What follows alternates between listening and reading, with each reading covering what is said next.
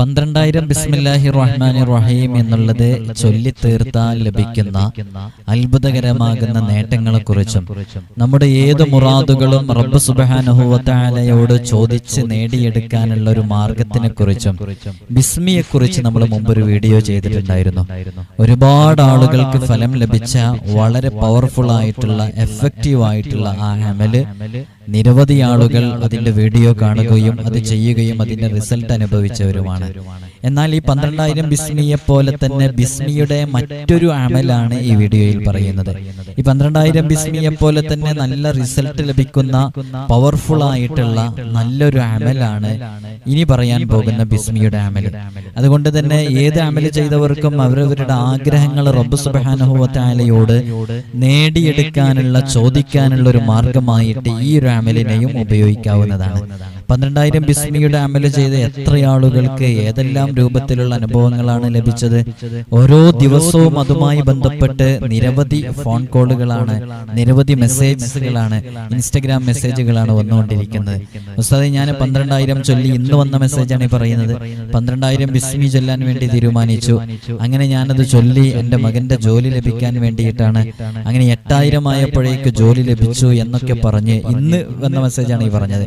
ഇത് മാത്രമല്ല, ഇങ്ങനെ ഒരുപാട് മെസ്സേജുകൾ, നിരവധി മെസ്സേജുകൾ നമുക്ക് വന്നുകൊണ്ടിരിക്കുന്നുണ്ട്. അപ്പൊ ആത്മാർത്ഥമായി ചെയ്യുന്നവർക്ക് അതിന്റെ ഫലം ലഭിക്കുന്നുണ്ട് എന്നുള്ളത് തന്നെയാണ്. ഇനി ഇത് കേൾക്കുന്നവരിൽ തന്നെ ഒരുപാട് ആളുകൾക്ക് ഫലം ലഭിച്ചവരുണ്ട്, ഫലം ലഭിക്കാത്തവരുണ്ടാകും.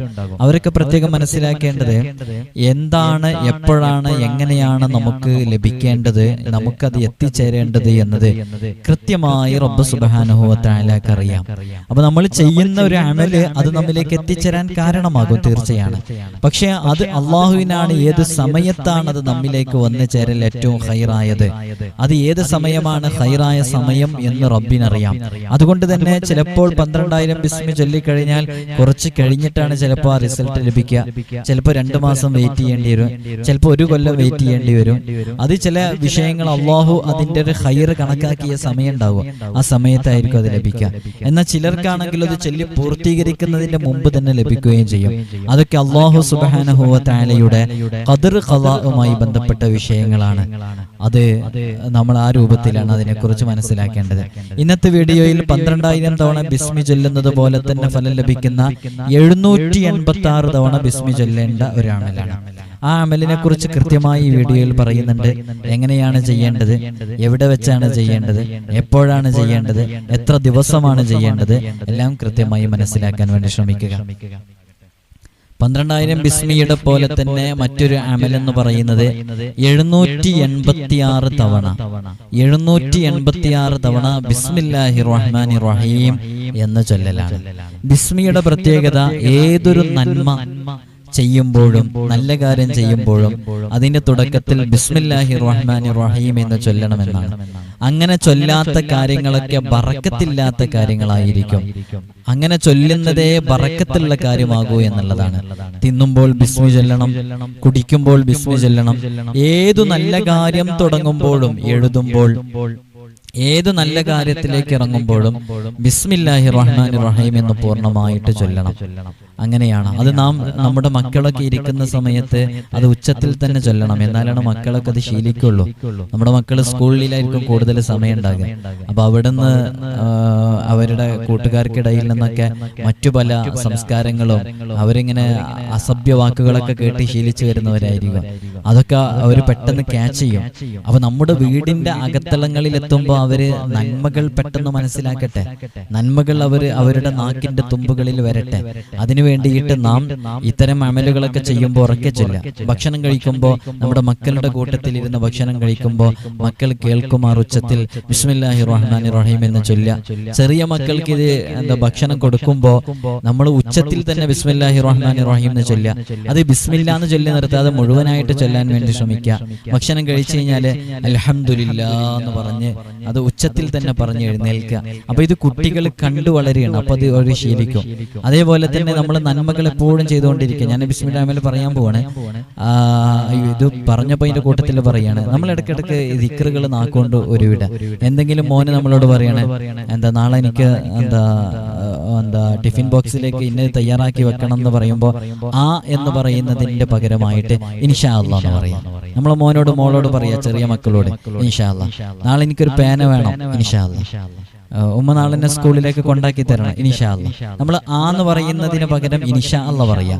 അതേപോലെ തന്നെ നമ്മുടെ മക്കൾ നമ്മുടെ കയ്യിൽ എന്തെങ്കിലും ആൻസർ ഷീറ്റ് കൊണ്ടുവന്ന് കാണിച്ചു തരാണ്, നല്ല മാർക്ക് സ്കോർ ചെയ്തെന്ന് പറഞ്ഞിട്ട്, അല്ലെങ്കിൽ എന്തെങ്കിലും സ്കൂളിൽ നിന്ന് ടീച്ചേഴ്സ് കൊടുത്ത് ഗിഫ്റ്റ് കൊണ്ടുവന്ന് കാണിച്ചു തരണം. അപ്പോൾ ഉടനെ തന്നെ നമ്മൾ എന്താ പറയേണ്ടത്? മാഷാ അല്ലാഹ്, മാഷാ അല്ലാഹ്. ഇങ്ങനെ നമ്മുടെ നാക്കുകളിൽ എപ്പോഴും ഇത്തരം ദിക്റുകൾ ഇങ്ങനെ വന്നുകൊണ്ടിരിക്കുക. എന്തെങ്കിലും ഒരു കാര്യം കിട്ടിയെന്ന് പറയുമ്പോൾ അൽഹംദുലില്ലാഹ്, മാഷാ അല്ലാഹ്, എന്റെ മോന് നല്ല മാർക്ക് സ്കോർ ചെയ്തല്ലോ, എന്റെ മോൻക്ക് ഗിഫ്റ്റ് കിട്ടിയില്ലേ എന്ന് പറഞ്ഞിട്ട് അവരെ ആ രൂപത്തിൽ അപ്രീഷിയേറ്റ് ചെയ്യാൻ വേണ്ടി ശ്രമിക്കുക. അപ്പൊ അത് ഈ കുട്ടി കേൾക്കുമ്പോൾ ആ കുട്ടി അത് ആവാഹിച്ചെടുക്കും, അവന്റെ ജീവിതത്തിൽ അവൻ പകർത്തും. ബിസ്മി പറഞ്ഞപ്പോൾ അതിന്റെ കൂട്ടത്തിൽ പറഞ്ഞു എന്നുള്ളൂ.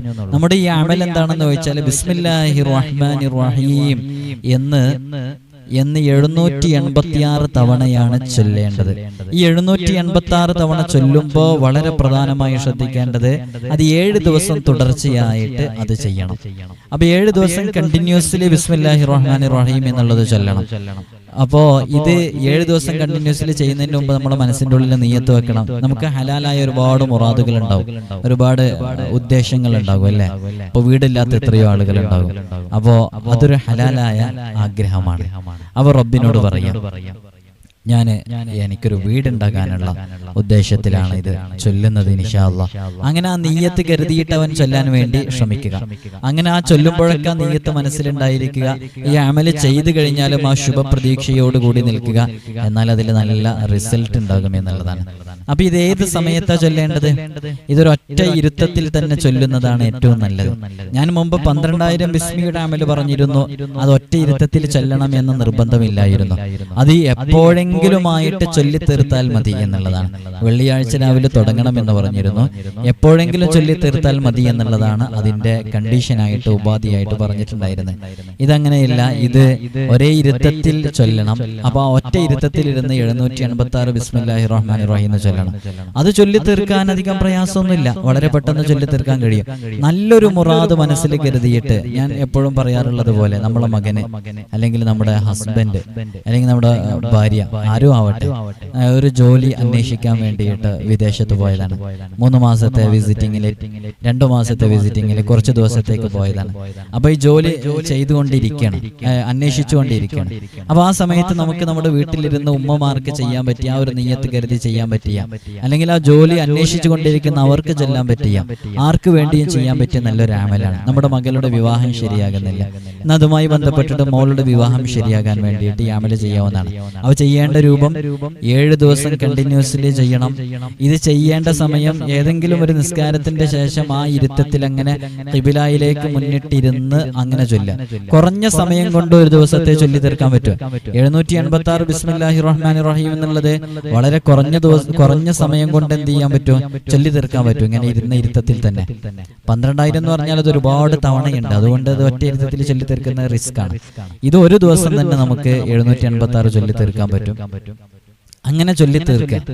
ഇനി അങ്ങനെ കഴിയാത്തവർ, അവരോട് പറയുന്നത്, അങ്ങനെ കഴിയാത്തവർ നിസ്കാരങ്ങൾക്ക് ശേഷമായിട്ട് തന്നെ 786 അങ്ങനെ ഡിവൈഡ് ചെയ്തിട്ട് ചൊല്ലി തീർക്കുക.